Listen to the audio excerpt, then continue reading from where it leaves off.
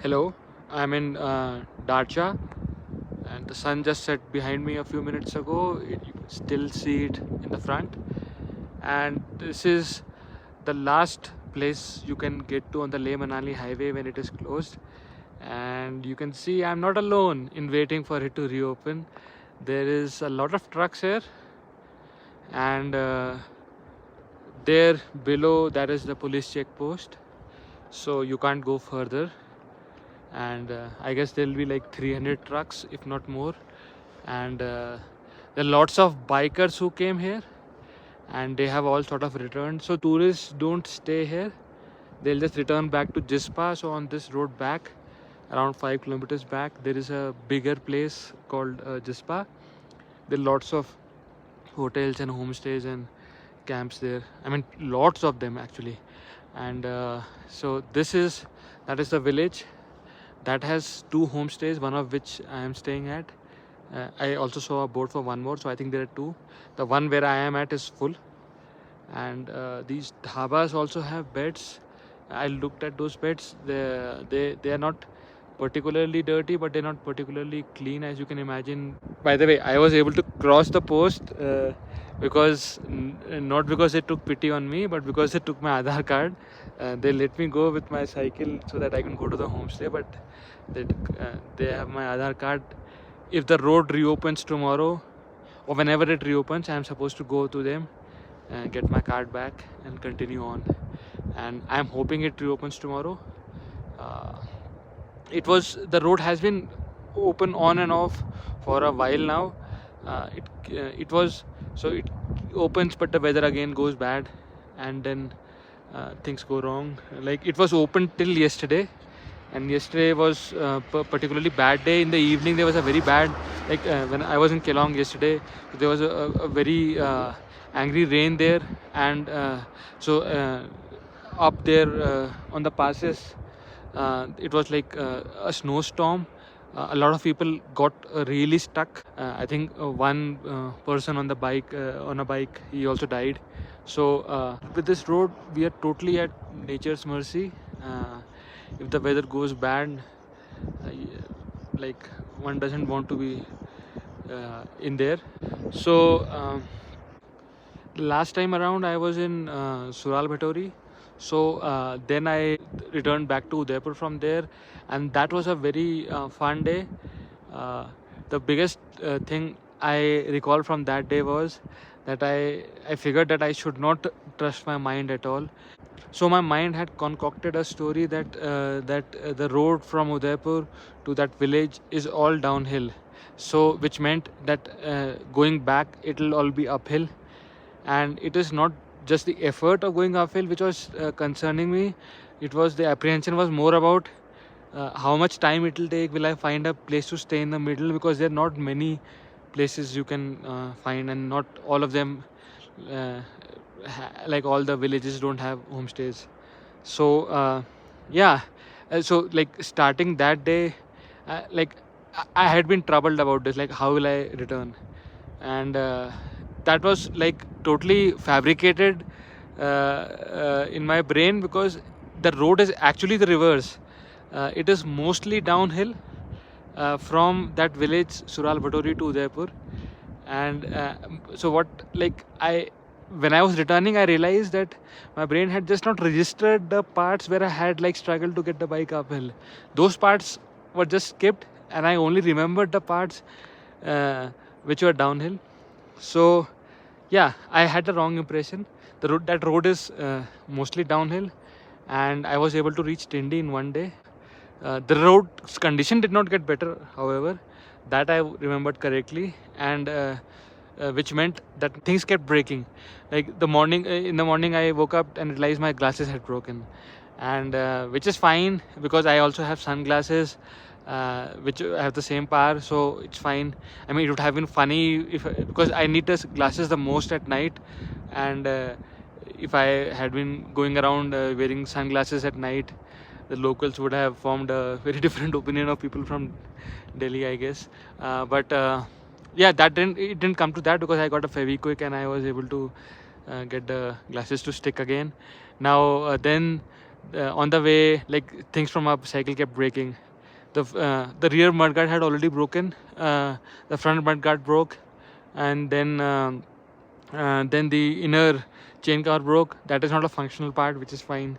Then I lost the screws for my left front brake, and that was a problem. But luckily I had Allen key which fit right in. So when the cycle came, it came with one multi-spanner and two Allen keys, and so these were for assembling the cycle, not for repairing it. They're not a complete toolkit, but they were just like, they came with it, so I carried it along, and which was a good thing, because especially the multi spanner has been like sort of necessary, because I need to tighten the brakes. So this Allen key, I also was carrying it, and this came, I mean, without this it would have been a problem, because by then my rear brakes had disappeared, so I only had the front brakes, and without this Allen key fitting in there, I would not have been able to apply the front brakes, so then I would not have been able to continue on the downhill parts. That was fine. I mean, this was, I guess, the story of the day, that everything seemed to be breaking, but nothing which was really important broke. So I was able to always, like, the wheels kept rolling, and I was able to continue. And I was in a very, very happy mood that day. I mean, happy is the wrong word. Maybe relax is a better word. Although relax is also not the right word.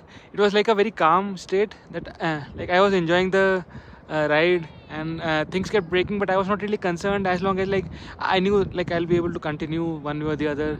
So, like, quite chill. And the yeah, one thing of importance, the other thing of importance which broke was, so around shore what happened is, the rear tire, so it had been bubbling and bubbling, and at one point it just like it was making a lot of noises, and then it just gave up, and it like violently started like going here and there.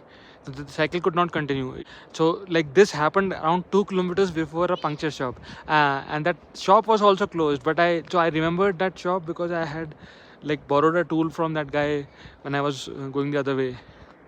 And so like some locals helped me. They like tried, like called that guy, and like finally after an hour they were able to locate him. That guy came. He didn't have spare parts. There was nothing much he could do, but he put a lot of grease in, and so that I could just maybe make it back, which is fine. So yeah, I stayed in Tindi at night, and then the next day I was in Udaipur. So then by then I realized that I didn't really have a choice. I had to go back to Manali. This cycle cannot continue. So I went back to Manali, and here also my mind had played a trick. That I had thought the way was like downhill, but it was the other way around. It was mostly uphill when I had been coming towards Udaipur. So then going back the other way was a breeze. I was able to go from Udaipur to Manali in one day, and not a problem really.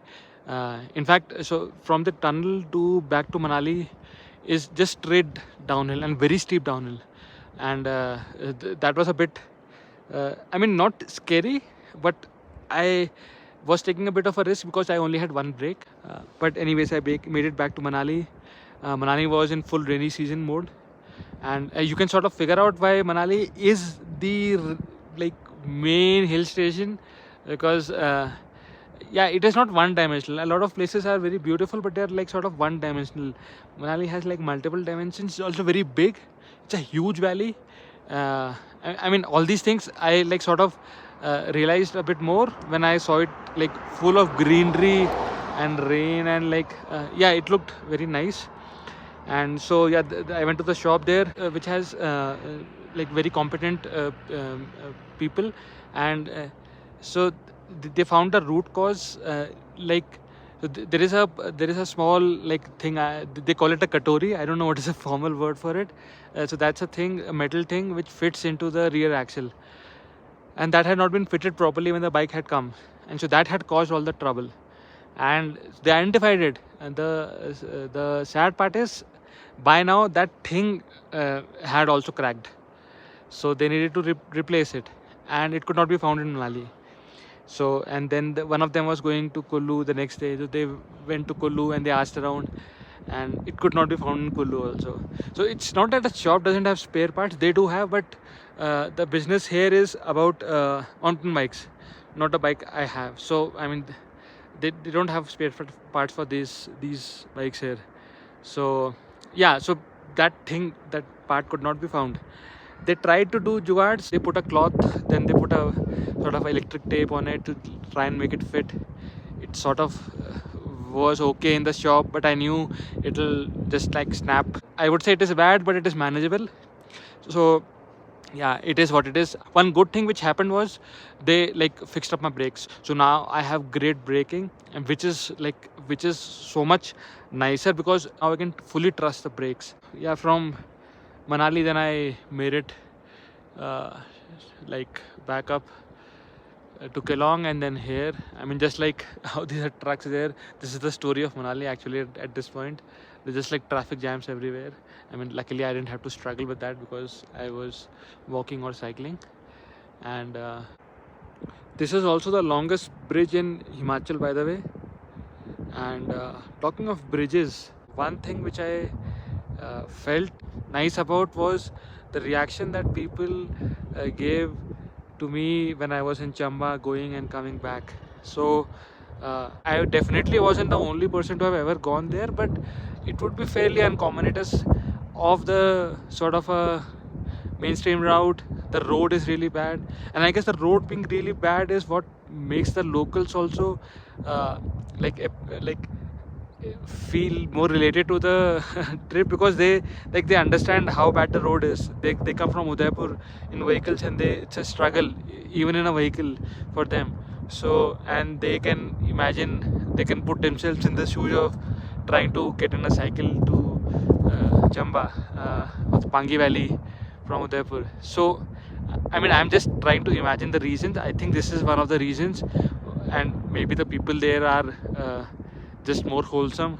So I can't really say, but the reaction that I got was very nice and very energy giving to me. And people would get excited about it. I mean, not everyone, of course. Most people didn't care, but like people would like sort of stop me and ask me where I was from, where I was going, and like be a bit surprised and then be a bit happy about that I had come there. Then they would wish me all the luck for my trip forward and back. And one person I particularly remember was, so there was a socks salesman. So he had been going on the road. He had seen me when I had been going up, like going from Udaipur towards Pangi. So, and it so happened that I had stopped at a shop on the return way back, and he also like came there like just coincidentally. He was on his scooty.